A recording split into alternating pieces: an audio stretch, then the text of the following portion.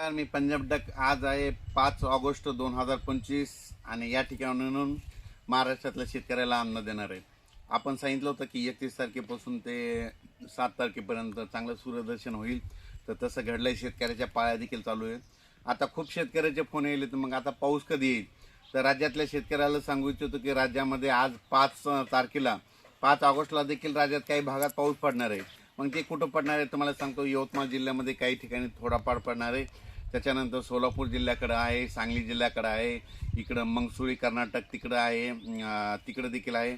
म्हणजे आज देखील सोलापूर जिल्हा, सांगली जिल्हा, कोल्हापूर, शिरोळ कारखाना त्या परिसरामध्ये एक आज पाऊस पडणार आहे. म्हणजे 5 ऑगस्टला तिकडल्या भागात थोडा पाऊस आहे. पण राज्यात मग आता पाऊस कधी येणार आहे? तर राज्यातल्या सर्व शेतकऱ्याला सांगू इच्छितो की तुम्ही काय करा, आणखीन 1-2 दिवस कामं करायला वेळ आहे. मग आता पाऊस कधी येणार आहे?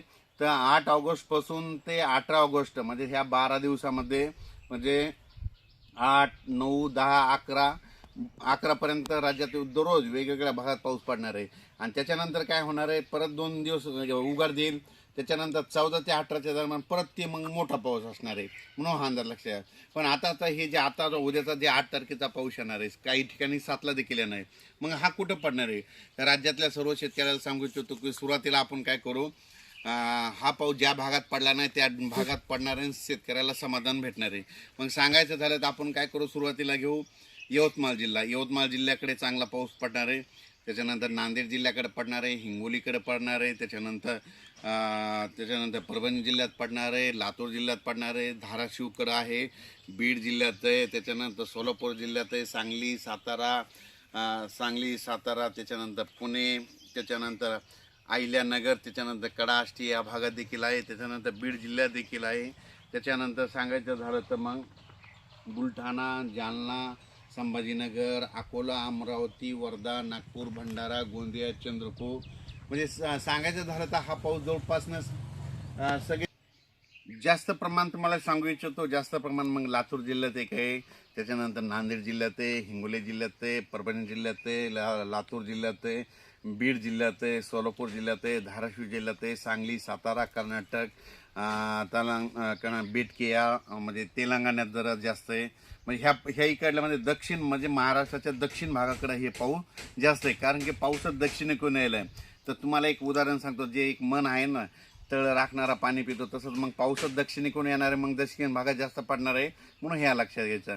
म्हणजे सांगायचं झालं तर परत पुन्हा हे पाऊस काय होणार आहे, थोडं पुढं सरकणार आहे. मग तो कसा पुढं सरकणार आहे, मग इकडं जामखेड, कर्जत, आष्टाडा, आष्टी, त्याच्यानंतर दोन, बारामती, तसा तो पाऊस पुढं सरकत अहिल्यानगरकडे जाणार आहे. म्हणजे अहिल्यानगर, राहता, शिर्डी, कोपरगाव असा करत करत नेपाळ, नाशिक इकडं भागामध्ये तिकडं थोडा कमी होत जाईल, पण तिकडं देखील पाऊस पडणार आहे. आणि पिकाला मात्र जीवदान ठरणारा हा पाऊस पडणार आहे, म्हणून अंदाज लागतायचा. आणि कोपरगावच्या शेतकऱ्याचे खूप फोन आले की आमच्या भागामध्ये कोपरगाव, राहता, शिर्डी, श्रीरामपूर या भागामध्ये पाऊस कमी पडलेला आहे. तर त्यांना सांगू इच्छितो का आता उद्याचा 8, 9, 10, 11चा जे पाऊस येईल त्याच्यामध्ये देखील तुम्हाला पडणार आहे. त्याच्यानंतर नंदुरबार जिल्हा, धुळे जिल्हा, जळगाव जिल्हा, नाशिक जिल्हा या शेतकऱ्याचे फोन आहेत की आम्हाला आता पावसाची नितांत गरज आहे. तर त्यांना देखील हे 8, 9, 10, 11चा पाऊस त्यांना देखील चांगला म्हणजे पिकाला जीवदान ठरणार असा पडणार आहे, म्हणून हा अंदाज आहे. पण जास्त पाऊस मात्र दक्षिण महाराष्ट्राकडे राहणार आहे. दक्षिण म्हणजे महाराष्ट्राच्या दक्षिण भागाकडून जरा जास्त राहणार आहे. आणि त्याच्यानंतर जे 14 ते 18च्या दरम्यान येणार आहे ती मात्र संपूर्ण महाराष्ट्रामध्ये मागे जशी परिस्थिती झाली ना, समजा पूर परिस्थिती, तसं ती 14 ते 18चा ते पाऊस येणार आहे, म्हणून हा अंदाज लक्षात घ्यायचा. शेतकऱ्यांनी काय करायचं, आता ह्या 2-3 दिवस काय होणार आहे, उघाड आहे, तसे तितक्यामध्ये तुम्ही काय करा, शेतीची कामं करून घ्या, फवारण्या करून घ्या, खतं घालायचं तर ते देखील घडून घ्या. पावसाचं काम करतो म्हणून आपण आपले कामं करणे सगळ्यात महत्त्वाचं गरजेचं आहे. तसेच आज आहे 5 ऑगस्ट. मग आपण तर पावसाची तारीख 8, 9 तारखेपासून सांगितलेली, पण काय असतं की पाऊस लवकरच सुरू होतो सगळीकडे. मग काय होतं त्याच्यामुळे मग 5, 6, 7च्या दरम्यान तुम्हाला सांगतो ह्या 3 दिवसात देखील बऱ्याच ठिकाणी पावसाचं आगमन होणार आहे, म्हणून हा अंदाज लक्षात द्या. पण तो पाऊस सर्वदूर नसणार आहे, फक्त भाग बदलत पडणार आहे. म्हणजे मोठ्या थेंबाचा येईन, स्पीड नाही येईन, पण शेतातून लगेच पाणी बाहेर निघणार आहे, त्याच्यामध्ये इतकी स्पीड असणार आहे, म्हणून हा अंदाज लक्षात द्यायचा. या पावसामध्ये विजाचं प्रमाण जास्त देखील असणार आहे, म्हणून हे अंदाज लक्षात येतात. पण राज्यात मात्र आता ना ज्या भागात अद्यापही पाऊस पडलेला नाही त्या भागात देखील हे पाऊस पडून जाईल. म्हणजे कोपरगाव देखील श्रीरामपूर या भागामध्ये बरेच भाग असा आहे की तिथं आतापर्यंत पावसाळा गेला तरी तिथं पाऊस नाही. तुम्हाला बघा, मी प्रत्येक वेळेस म्हणत असतो की एक तुम्ही टीप लक्षात घ्या जा, 15 मे ते 30 मेच्या दरम्यान, समजा उन्हाळ्यामध्ये जिथं पाऊस समजा जास्त पडला, उदाहरण सांगतो 15 मे ते 30 मे दरम्यान, तर हे आमचं गुगळी धामणगाव आहे. आमच्या गावाला पाऊस खूप पडला आणि बाजूला हिसी गाव आहे बघा, तिथून 3 किलोमीटरनं. त्या हिसीला जर नाही पडला तर येणाऱ्या पावसाळ्यामध्ये आम्हाला दररोज पाऊस पडणार आणि त्यांना सोडून देणार. मग त्यांना फक्त पिकाला जीवदान भेटणारच पाऊस पडतो आणि त्यांना आम्हाला आमच्या इकडे पाऊस पडणार दररोज दिसतं, म्हणून हे लक्षात यायचं. म्हणजे सांगायचं झालं तर 15 मे ते 30 मे दरम्यान जे पाऊस पडतो ना, तो निर्णायक असतो. ज्या जिल्ह्यात जास्त पडला तिथं जास्तच पाऊस पडतो, म्हणून हे अंदाज लक्षात यायचा. आणि ज्या एखाद्या जिल्ह्यात ओढे नाले वाहिले आणि एखाद्या जिल्ह्यात ओढे नाही वाढले, तर ज्या ठिकाणी ओढे नाले वाहिले त्या ठिकाणी जास्त पडतो, हे लक्षात यायचं.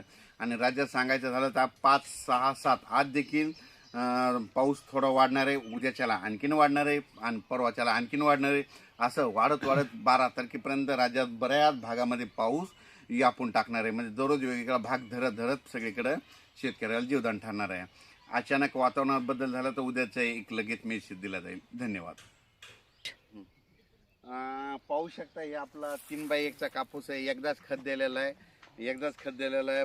फवारण्यानंतर 4 झाले, त्याच्यानंतर फवारण्या 4 झाल्यात, खत एकदा दिलेलं आहे, पाळ्या 3 झाल्यात, खुरपणं 2 झालेले आहेत. आणि पाहू शकता आपला हे कापूस आहे असं पिकालेलं आहे.